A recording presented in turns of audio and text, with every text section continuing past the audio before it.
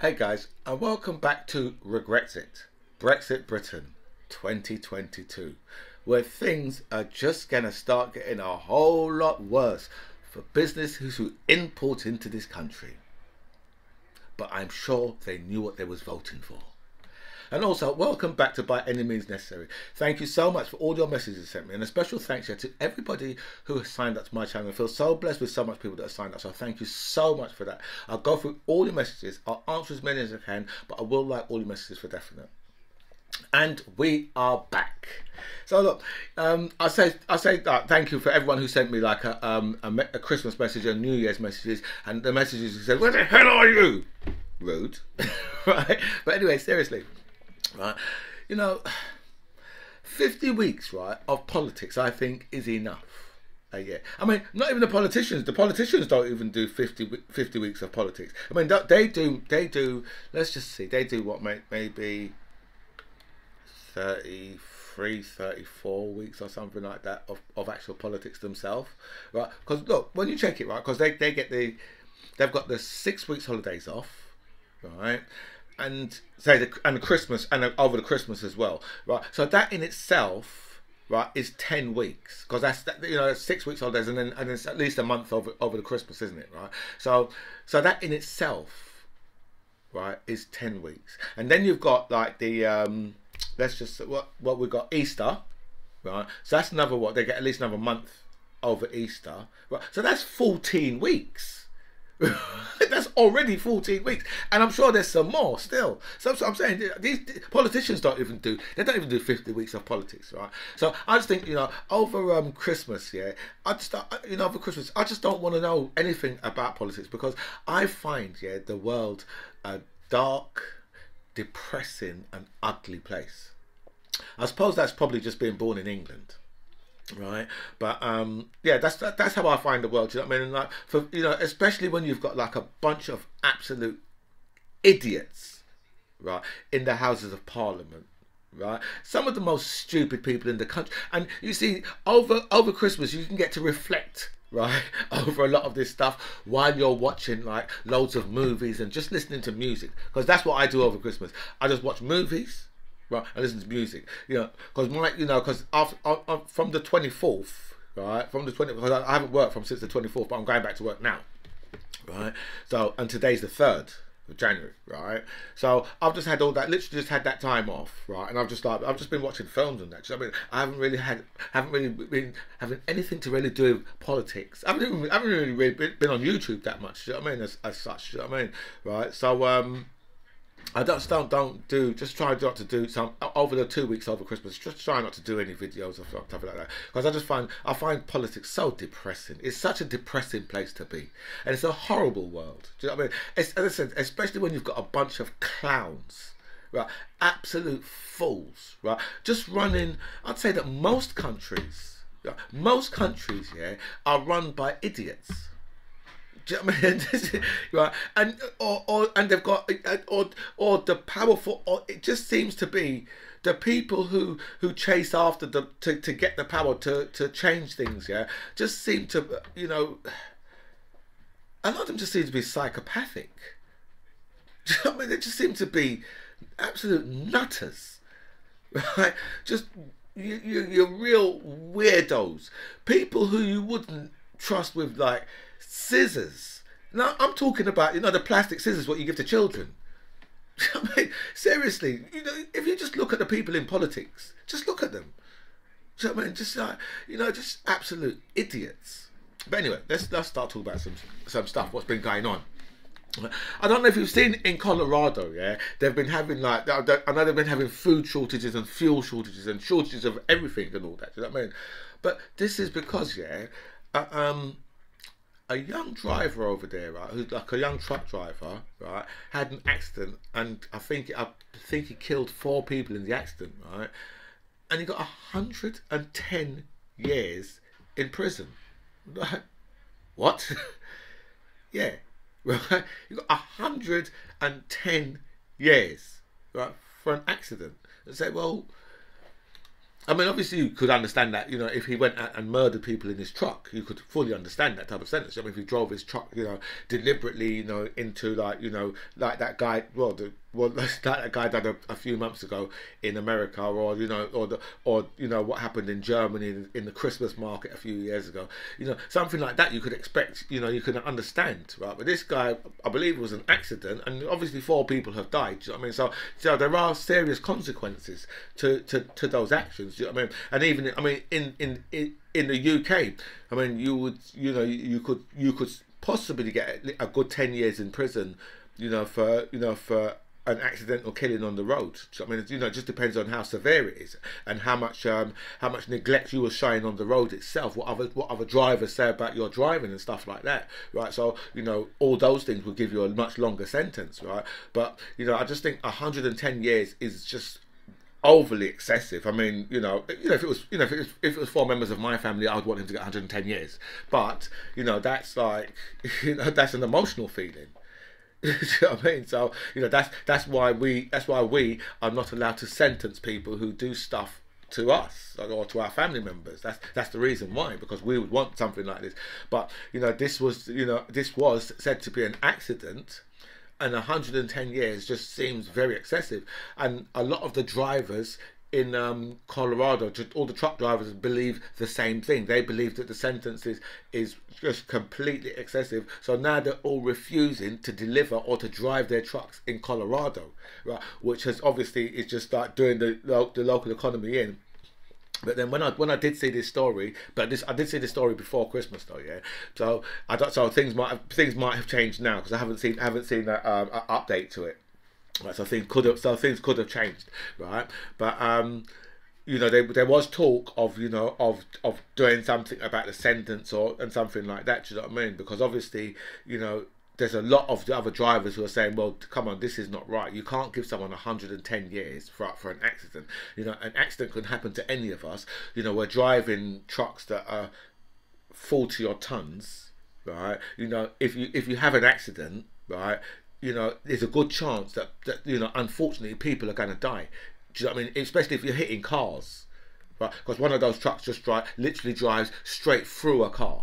Do you know what I mean? So your back seats, your back seats of the car, your boot will end up where your front seats are. Do you know what I mean? So you know, or up to your steering wheel. That's where your boot of your car can end up being hit by one of these trucks, right? So these type of accidents can happen. Right, and you know, it's unfortunate, but in the great scheme of things, it is an accident. So there's trucks driving around in Colorado, you know, or outside Colorado, saying we're not going to go back to Colorado for the next 110 years. So obviously they're having all sorts of different problems up in there. Do you know what I mean?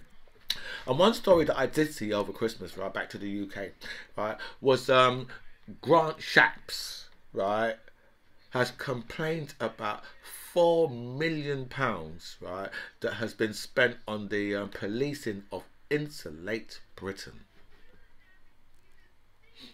No, that's the way I thought. Is this fool serious? Is this fool? But you know what really gets me, yeah, is that there's people, right, who think to themselves, yeah, let's get upset about Insolate Britain and £4 million. So how much times, yeah, do you think, right, that 4 million goes into 37 billion? How much times do you think it can? I'm not even going to try and work that out, because let me tell you, it's one fucking hell of a lot. Right? You know, that's equivalent, right, to you losing £1 million. Right? And then they have a whip round for you, right, and they give you £1,000. Though £1,000 is a lot of money, don't get me wrong, it's a lot of money, £1,000. But compared to 1 million, it's not. Right? It's the difference between living in a room or owning a house. That's what the difference is.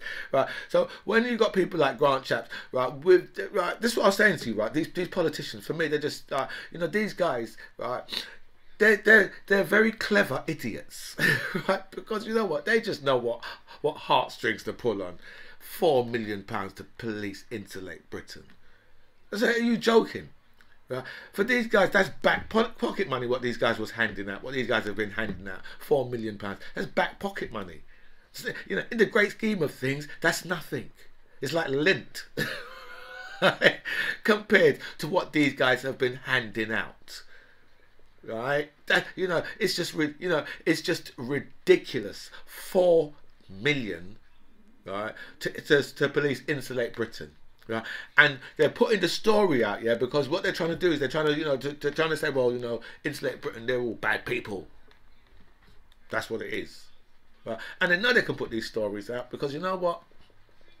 They know to themselves, it's the Brexiteers. All we have to do, right, is just feed the Brexiteers some red meat all the time. Yeah, keep a little fight going with France. Right? Even though France are making us look like absolute idiots. Right? But you know what? Let's keep that little fight going, right? Because it makes us look like we're strong. When in reality, right, we look like a bunch of dicks. Right? We look stupid. Right? You say, I carry on dick, and I did watch that over the Christmas. Right? But that's how we're looking. We're looking absolutely stupid all over the place.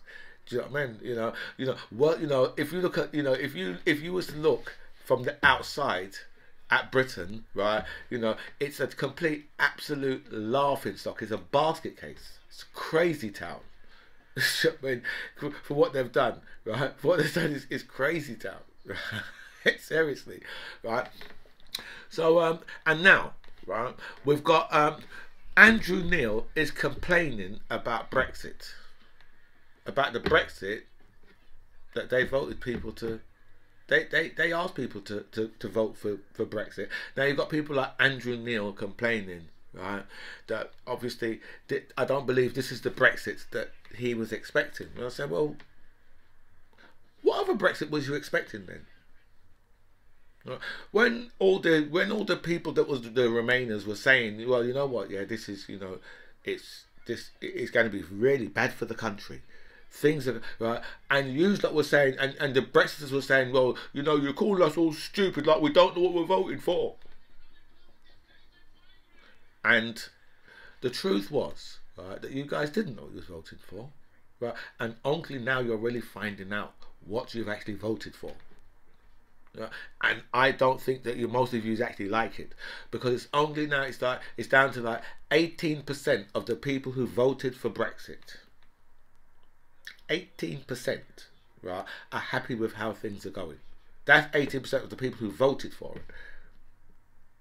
Right?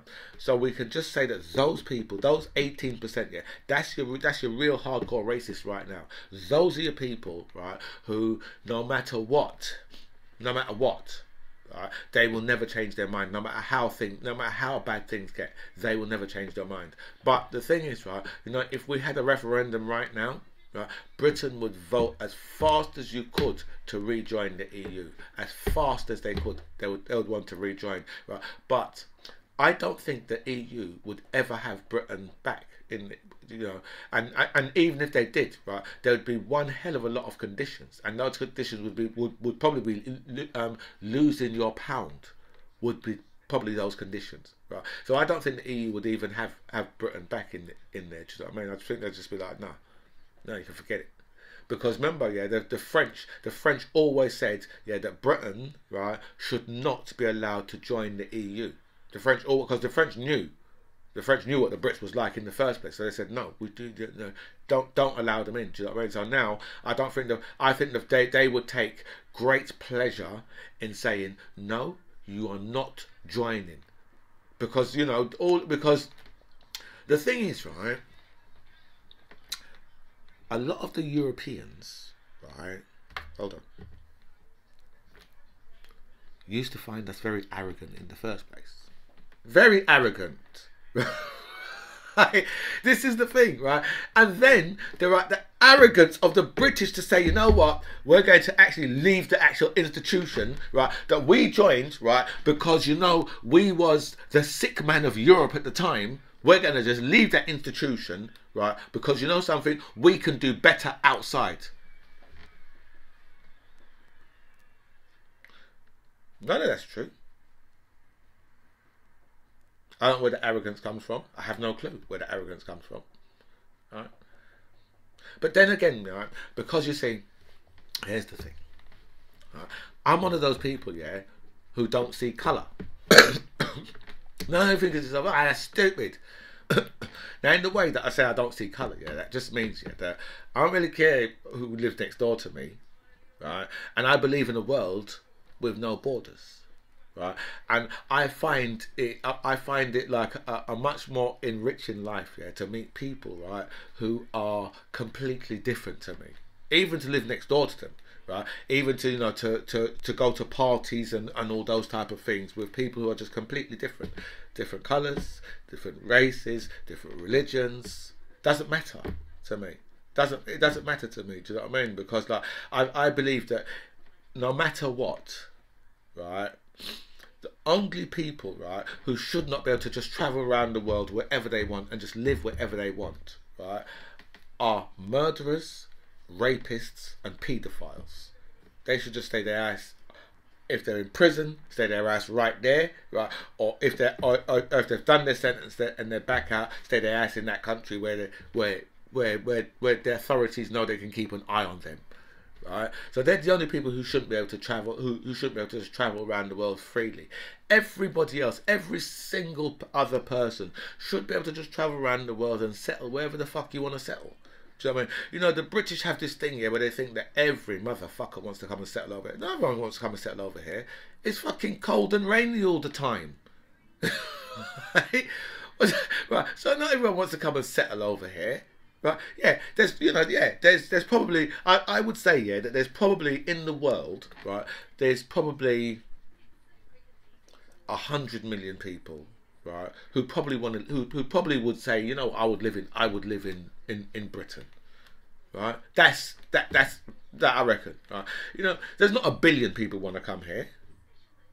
The hell would a billion people want to come here for? Right? It's wet and it's cold, right? Most of the year, right? We barely get a summer. Right, so but they believe that, you know, they believe that everybody, they still believe that the world, the actual world wants to, you know, all 7 billion people in the world wants to come and live in Britain. No, they don't. Yeah, that's what I say. So for me, I say, you know, I live in, I mean, that's how I see the world. Right, I just want to live in a world where, I mean, where people just don't, where people are not really that interested in colour, religion, or none of those things. You know what I mean? Because none of those things, you know, none of those things in the great scheme of things really matter. Right? When you end up in a box, right, or burnt, those things really matter. You know what I mean? In the short space of time that you're in this life, right? So, obviously, we're into 2022 now, right? And I think that 2021 was a very dark place for businesses, right? But you know, the businesses who import, right, they're just about to start dancing to death by 1,000 cuts. Or is that the dance of 1,000 cuts? Whichever one, you're in out dead.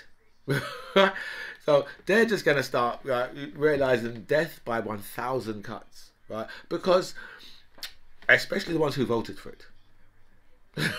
Right? You got to understand now, yeah, that from 2022, from the 1st of January now, right, the import checks have got to start. Right? They've put some of them off until, I think, to June or July or something like that. Right? They've put some off, right? But there's a lot that started now, right? And this is going to crucify. This is going to crucify a lot of that import companies who are importing into this country. This is going to absolutely crucify them, you know, with these new charges that are coming in, you know, because, you know, if you've got like if you've got a small company, yeah, you know, quite easily, right, this could be putting an extra, like, you know, 10, 20, 30, 40, 50,000 pounds a year extra, right, on your costs, right? And remember, they said there was going to be a bonfire of red tape, right? Now these guys, they're swimming in red tape. Now I don't know, right, about you, but I just don't know how much strokes you're going to do swimming in red tape. Right? But there's going to be so much red tape for these guys now, right? And remember what all these politicians were promising, Remember they said, you know, we're just about to, you know, in April, we're just about to do the new energy costs come in April, I think April, May, whatever, right? The new energy costs come in. I remember people like Jacob Rees-Mogg, right? Boris Johnson, right? Michael Gove, right? They all said on record that we will have lower energy costs, right, if you Brexit. And do you believe that these guys was actually lying to you now? Because these new costs are coming in, right? But luckily, right, we've had 20, right, Tory politicians, right, that have written to the Telegraph. By the way, these 5 of them are ex-ministers, right? They have written to the Telegraph to say, well, you know, to ask Boris Johnson, yeah, to do something about the new charges that are coming in. I know what you're saying. I know what you're saying. Hold on a minute. But what happens to the other 365 of them? I'm sorry, the other 345 of them, because there's what I think there's 365 Tory MPs, is there? I think something like that. 365 or 340, whatever, right? There's over 300 of them. Right? So they say, well, what happens to the rest of them? How comes the rest of them aren't saying to Boris Johnson, listen, you know something, we really need, this great socialist party. Oh no, you don't like the word socialist, right? I'm sorry, because you're all Tories, right? And that makes you all capitalists, right? So this great capitalist party, right, who are supposed to be one nation Tories. I don't know what the fuck that means, right? Right? I think they say it. I think, yeah, that's their version of socialism, one nation. Right? I think that's what that is. That's their version of saying we're socialists, right? But this one nation Tory party, right, thinking about the people that voted for them, right, who are just about to have their gas and electricity bills doubled. Right? You know, what about all the benefit Tories who are relying, right, on these people, right? These people who they say, you know what, these are our working class heroes. Boris Johnson, Grant Shapps, the crackhead Michael Gove, right? Cheap shoes for peasants, Jacob Rees-Mogg, right? Lizzie Truss, right, who could be our next prime. Oh, Liz Truss, who could be our next.